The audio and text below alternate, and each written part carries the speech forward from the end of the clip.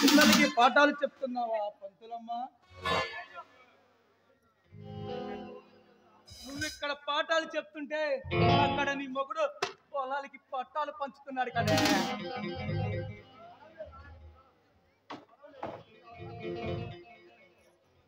ఇంతకీ ఎవరు మీరు? ఎవరి పేరు చెబితే సీమలో ఉప్పెనాగుతుందో, ఎవరు వస్తున్నారంటే అండమాన్ దీవుల్లో అగ్ని పర్వతాలు పుట్టలతాయో, ఎవరి మాట వింటే ఈ ఆంధ్రప్రదేశ్ లో ఆటం బాంబులు పేల్తాయో, ఆ గండర గండుడు అసహాయ సూర్యుడు మారణ హోమం సృష్టించే రఘుపతి నాయుడు తమ్ముడు గుడివాడ రాయుడిని నేనే. అయితే ఇక్కడికి ఎందుకు వచ్చినట్లు? ఇక్కడికి రాకూడదని అనుకున్నా, కానీ నీ మొగుడు నన్ను ఇక్కడికి రప్పించేలా చేశాడు. కోటుగాడిలా పోజు కొట్టి అన్నకే వార్నింగ్ ఇచ్చి పంపాడు. రమ్మనవే నీ మొగుడిని, రాయుడు తప్పేంటో రుచి చూపిస్తా. చూడండి, ఆయన ఇంట్లో లేరు, తర్వాత రండి. అయితే పంట పండిందన్నమాట. మీరేం మాట్లాడుతున్నారో నాకు అర్థం కాలేదు. అర్థం కాలేదా అర్చన? నీ మొగుడు వచ్చేలోపు కాసేపు మనిద్దరం చూడాలి. మీరేం మాట్లాడుతున్నారు? ఎంత అమాయకంగా అడుగుతున్నావే? మొగుడిని తప్ప త్వరాయి మగాన్ని కన్నెత్తి చూడని ఆ మాత్రం అమాయకత్వం లేకపోతే అలానే. నీచుడా, మరైతే ఇక్కడి నుంచి వెళ్తావా, లేకపోతే మా వారికి ఫోన్ చేయమంటావా? వెళ్తాను. ఎప్పుడో తెలుసా, నీ మానం తీసి నువ్వు గుండెల ఎదురాలు ఏడుస్తావు చూడు, అప్పుడు వెళ్తాను. ఈ మొగుడు వచ్చి ఈ పులినోళ్ళల్లో ఎందుకు తలదూచానా అని తల బాదుకుంటాడు చూడు, అప్పుడు వెళ్తాను. ఫోన్ చేస్తావా? ఏమని చేస్తావే? నన్ను రేపు చేయడానికి గుడివాడే రాయుడు వచ్చాడని చెప్తావా, లేదా చెప్తావా? ఏమని చెప్తావే? నీచుడా, పసిపిల్లల ముందర ఏం మాట్లాడుతున్నావు అర్థమవుతుందా? మర్యాదగా ఇక్కడి నుంచి వెళ్ళు.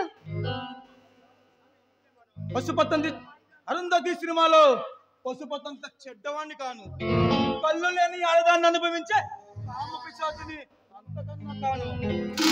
నీలాంటి కాటుక కన్నులున్న చిన్నదాన్ని చూసి వదిలే చిన్న సైజు విలన్నే. మీకు దండం పెడతాను, దయచేసి ఇక్కడి నుంచి వెళ్ళిపోండి. ఏం చేయొద్దు. వెళతాను. ఎప్పుడో తెలుసా,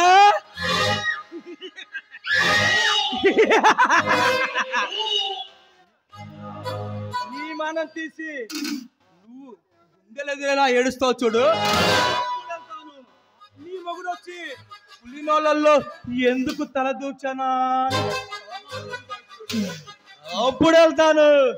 శివ కూడా హాని చేయని మా వారు నీకే అన్యాయం చేశారు, ఎందుకు ఆయన మీద అంత కసి? కసిగానే ప్రతీకారం.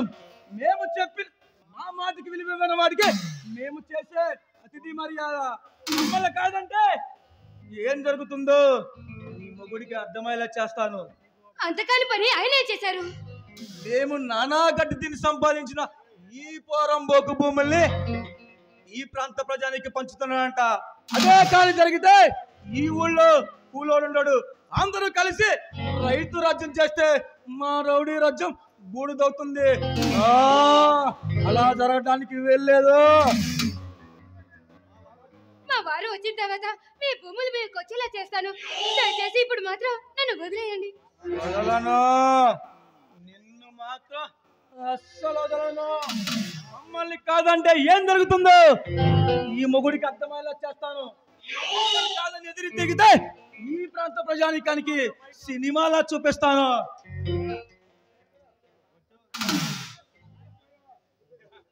మీకు దండం పెడతాను, నన్నేం చేయొద్దు.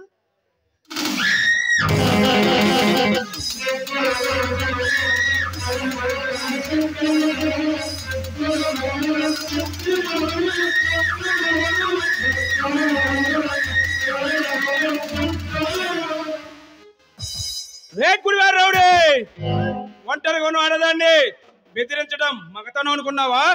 వచ్చావా గణపతి? నువ్వెంత మగాడివో, నీ మగతనం ఏంటో చూడాలనే వచ్చా. ఆ మగతనం గురించి రాజమండ్రిలో చండ్ర జైలు రాళ్ళు కొట్టుకుంటున్నా నీ రౌడీ సోదరులు అడుగు, అచ్చ పొల్లు పోకుండా చెబుతారు. నా గొప్పతనం గురించి నీలాగే రెచ్చిపోయి పిల్లల్ని పోగొట్టుకున్న సిన్సియర్ ఆఫీసర్లు అడుగు, అచ్చు తప్పు లేకుండా చెప్తారు. రేకుడివారు రౌడీ, అచ్చు తప్పు రాయుడు, గుడివాడ రాయుడు మార్కెట్ మీద పడి బేటాలు వసూలు చేసుకుని బేవర్సగాడివి నిన్ను రౌడీ అనక రాయుడని ఎవరంటారా? ఏ గణపతి, గట్టిగా అరవకు, గుండెకి చస్తావు. నా పేరు గణపతి వరప్రసాద్, మండల రెవెన్యూ ఆఫీసర్ని. ఎప్పటికీ 13 ట్రాన్స్ఫర్లు, 66 బెదిరింపులు, 6 హత్య ప్రయత్నాలు జరిగాయి. అయినా నా గుండె బెదిరింపు లేదురా. ఆ ఎడమ కాల వెంటనే కూడా పెగలపోయారు. మీరేం చేస్తారా? నువ్వు ఆకు రౌడీని చూసుండొచ్చు, నువ్వు తంతే పారిపోయే పూరం మూకుల్ని చూసుండొచ్చు, కానీ ఇప్పుడు వచ్చింది ఎవరో తెలుసా? రాయుడు, గుడివాడ రాయుడు.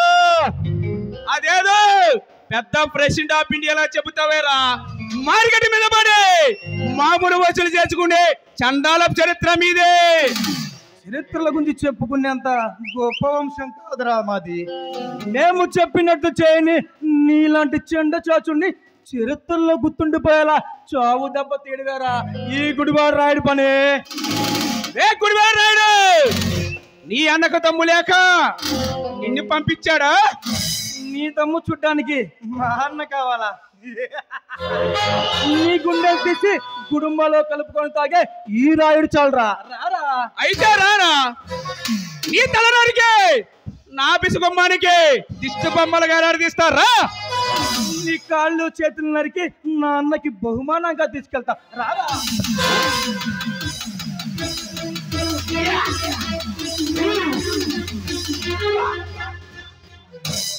అర్చన, ఈ రౌడీ ఎదలు మనల్ని ఏమి చెవిలేరు.